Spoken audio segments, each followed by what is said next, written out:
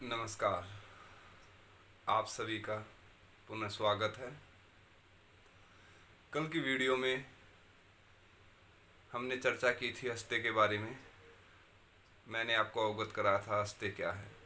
अष्टांग योग में यम के अंदर अहिंसा, सत्य, अस्ते और आज ब्रह्मचार्य की हम परिभाषा करेंगे, उसके बारे में जानने की कोशिश करेंगे। देखिए, ब्रह्मचार्य के दो अर्थ लिए जाते हैं। भारी अर्थ जैसे कि लोग समझते हैं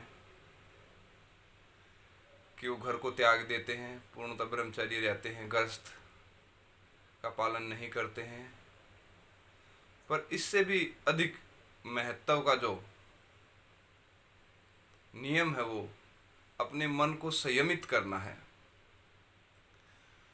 देखिए, साधना जो है, शरीर भी एक माध्यम है, पर साधना अपने मन को होता है। और ब्रह्मचार्य का जो मुख्य जो इसका अर्थ है वो है मन पर संयम लाना, अपनी इंद्रियों को कंट्रोल करना।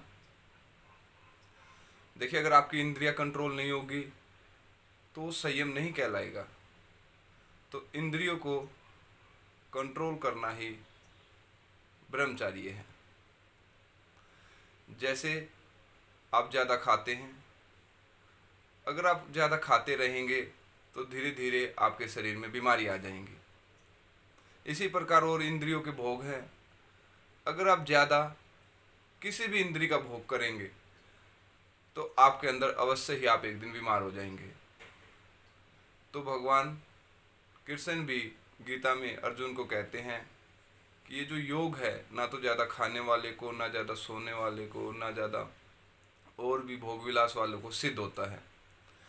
तो जो ब्रह्मचार्य का मुख्य अर्थ है वो है संयम, अपने मन को संयमित रखना और फिर साधना करना।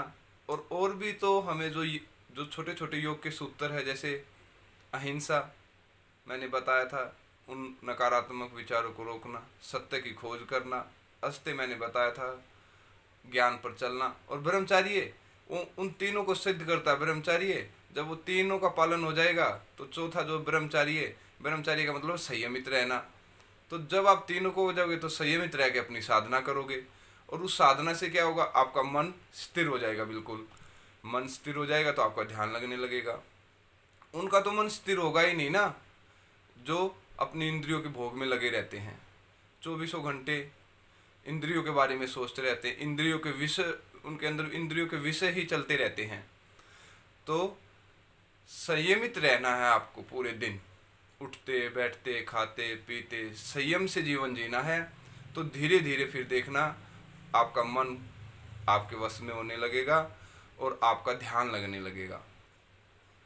और जितने भी देखिए जो ध्यान में हैं, जितने भी जो महापुरुष हुए, वो गृहस्थ आश्रम से ही निकले हैं। अगर मैं परसेंटेज की बात करूं तो 2 से 5% ही जो घर से बाहर जाके ब्रह्मचार्य की सिद्धि करते हैं। पर बाकी तो देखिए घर में रह के ही, गृहस्थ आश्रम का पालन करते ही वो ब्रह्मचार्य का पालन करते हैं। क्योंकि ब्रह्मचार्य का कोई ये अर्थ नहीं है कि हम शादी नहीं करेंगे, संभोग नहीं करेंगे। इससे कोई उसका अर्थ नहीं है। इसका अर्थ एक ही है, संयमित रहे, ब्रह्म जितना बड़ा बने, ब्रह्मा जितना बड़ा बने, अपने आप को विशाल जो आत्मा है, स्वरूप है, उसमें मिलाने की कोशिश करें। और बड़ी मैं छोटी सी आपको एक और एग्जाम्पल दूं ब्रह्मचार्य के बारे में। जैसे शरीर है, खाना खाता है, सोता है, सारे काम करता है, वैसे ही एक संभोग है। ये भी एक नेचुरल क्रिया है। इसको एक नेचुरल क्रिया समझे। जो इसको रोकता है उसके शरीर में अलग अलग बीमारी आ जाती है। तो इसलिए भगवान ने गृहस्थ आश्रम बनाया इसलिए है क्योंकि देखिए जो शरीर की नेचुरल चीज़ें हैं वो तो होंगी ना, वो रुक नहीं सकती। चाहे देखिए पशु है, पक्षी है, हर चीज़ भगवान ने बनाई है।